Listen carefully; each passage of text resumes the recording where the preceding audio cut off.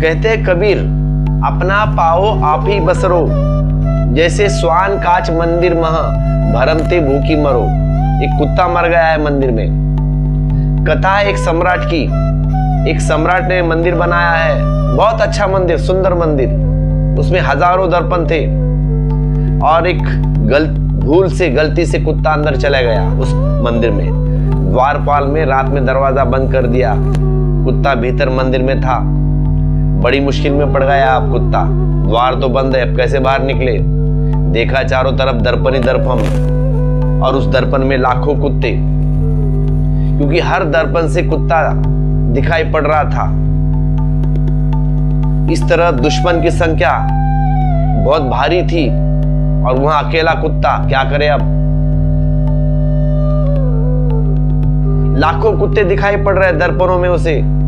नीचे कुत्ता, ऊपर कुत्ता, आजू बाजू सब कुत्ते ही कुत्ते, क्योंकि सब चारों तरफ दर्पण थे। अब वो कुत्ता डर गया, भौंकना शुरू कर दिया। अपने ही प्रतिबिंब को भौंकना शुरू कर दिया। ध्यान रहे, तुम जब भी दूसरे को डराना चाहते हो ना, डर के कारण ही तुम पहले डर गए हो, नहीं तो तुम दूसरे को क्यों डराना चाहते हो। भयभीत आदमी दूसरे को भयभीत करना चाहता है।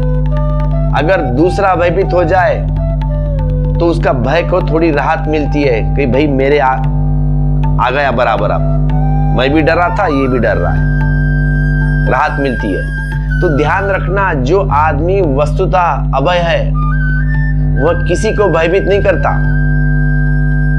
जो आदमी खुद भयभीत है वह दूसरे को भयभीत करता है। भयभीत करने के ढंग बड़े सूक्ष्म होते हैं।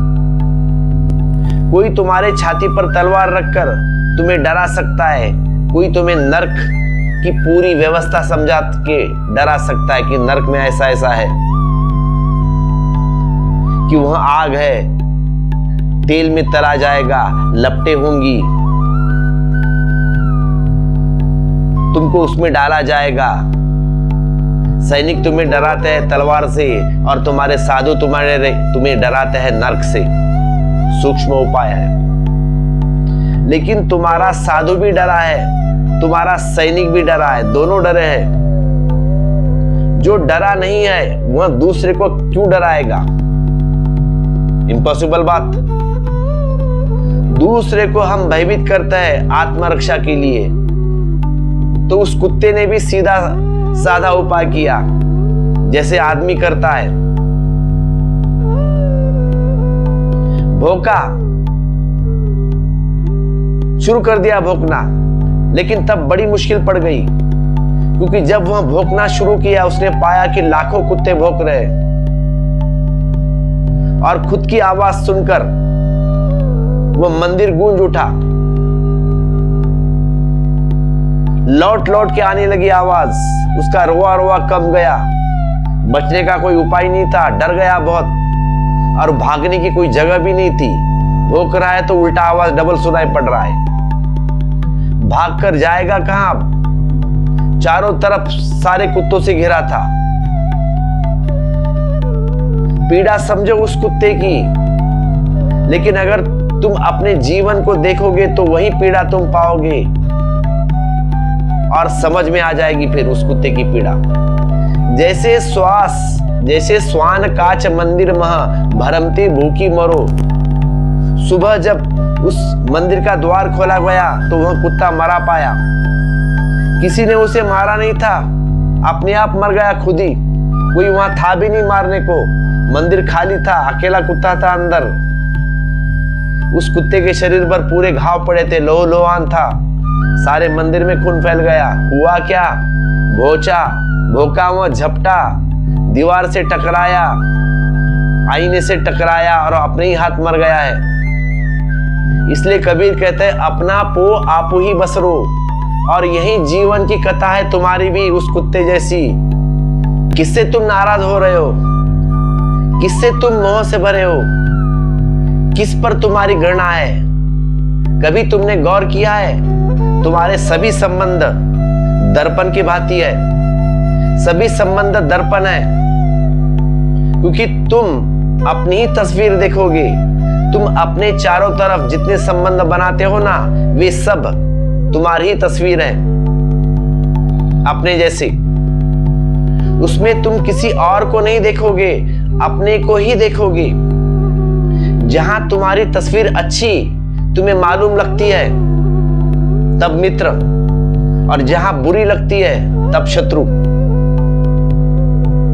अपना पराया, लेकिन तुम्हारे सभी संबंध, रिलेशनशिप दर्पण की बात ही है। उसमें दिखाई तो तुम ही स्वयं, दिखते तो तुम ही स्वयं, तुम ही हो, दूसरा कोई और नहीं। ख्याल करो, क्रोधी आदमी सब तरफ पाएगा कि सभी लोग उसका अपमान कर रहे हैं। अगर तुम क्रोधी हो तो तुमको लगेगा कि सभी लोग तुम्हारा अपमान कर रहे हैं। कोई हंसेगा तो वह समझेगा कि मुझे देखकर हंस रहे हैं। रास्ते पर कोई फुसफुसाएगा, बात करेगा, तो वह क्रोधी समझेगा कि मेरे लिए बात कर रहे हैं, मुझे देखकर बात कर रहे हैं। अगर कोई तुम्हें देखकर चुप होगा, न बोलेगा, चुपचाप खड़े रहेंगे दो चार लोग, तो क्रोधी आदमी समझेगा कि मेरी वजह से है चुपचाप खड़े हैं। तुम कुछ भी करो, वह अपनी तस्वीर देखेगा। क्रोधी आदमी अपने चारों तरफ हर स्थिति से क्रोध को उपज लेता है। लोभी आदमी अपने चारों तरफ देखता है कि सब उसको लूटने को तैयार है। सब मित्र, बेटा, पति, सब उसको लूटने को तैयार है, लूटने को। सगे संबंधी सब एक ही नजर पर लगे हैं मेरे पैसे के ऊपर, कि किसी तरह उससे लूटूं। ऐसे होते लोभी आदमी। लोभी पाता है कि सारा संसार उसे लूटने को तैयार है।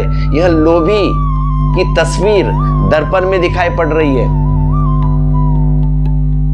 कामी पाता है कि सारा संसार उसको कामना में ग्रस्त करना चाहता है। त्यागी पाता है कि सारा संसार त्याग की तरफ ले जा रहा है। त्यागी पाता है कि सारा संसार एक ही इशारे कर रहा है कि छोड़ो, भागो। तुम जो हो उसकी ही प्रतिध्वनि तुम्हारे चारों तरफ सुनाई पड़ती है। तुम जैसे हो भीतर, ऐसे ही आसपास तुम्हें लोग मिल जाएंगे। और सारा जगत दर्पण है, कांच मंदिर। कबीर जिसे कहता है